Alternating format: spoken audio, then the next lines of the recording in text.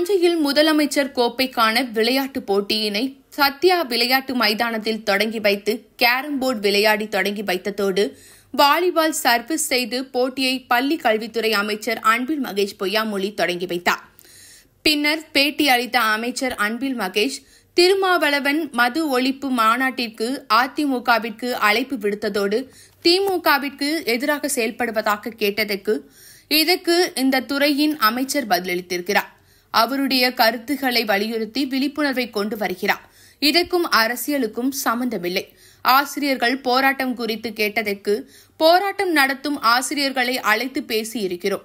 31 கோரிக்கைகளில் 12 கோரிக்கைகள் எடுக்கப்பட்டுள்ளது. அதையும் மீறி அவர்களுடைய உரிமைகளை சொல்லி இருக்கிறார்கள். கண்டிப்பாக முதலமைச்சர் கவனத்திற்கு கொண்டு சென்று இருக்கிறோம்.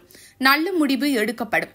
மகாவிஷ்ணு பேசியது போலவே இன்னொரு அமைச்சர் பேசியிருப்பதாக கூறியதற்கு அதை நான் பார்க்கவில்லை. மகாவிஷ்ணு விவகாரம் நீதிமன்றத்தில் உள்ளது, அவர்கள் பார்த்துக் கொள்வார்கள் என தெரிவித்தார்.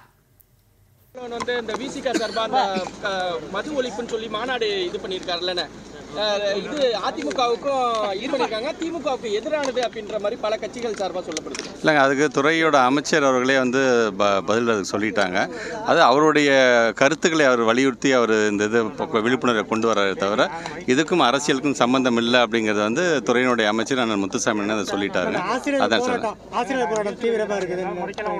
இல்லை, ஏற்கனவே கூப்பிட்டு பேசியிருக்கோம். 31 கோரிக்கையிலேருந்து ஒரு 12 கோரிக்கை ஏற்கனவே நம்ம அவங்கள்ட்ட எழுதியும் கொடுத்துருக்கோம். பட் அதை மீறி எங்களுக்கு இதெல்லாம் கொஞ்சம் வேணும் அப்படிங்கிற மாதிரி அவங்களோட உரிமையை அவங்க சொல்லியிருக்காங்க. கண்டிப்பாக நம்முடைய முதலமைச்சர் கவனத்துக்கு ஏற்கனவே நம்ம கொண்டு சென்றிருக்கணும். முதலமைச்சர் மூலமாக நல்ல முடிவை கண்டிப்பாக. மகாவிஷ்ணு விஷயத்தில் கைது பண்ணியிருக்கீங்க, அதே போல் ஒரு அமைச்சர் பேசியிருக்காத ஒரு குற்றச்சாட்டு நடந்துட்டு இருக்கு. நான் பார்க்கலங்க. மகாவிஷ்ணுவை பொறுத்தவரைக்கும் ஏற்கனவே நீதிமன்றத்தில் இருக்குது, அவங்க பார்த்துக்குவாங்க. தேங்க்யூ.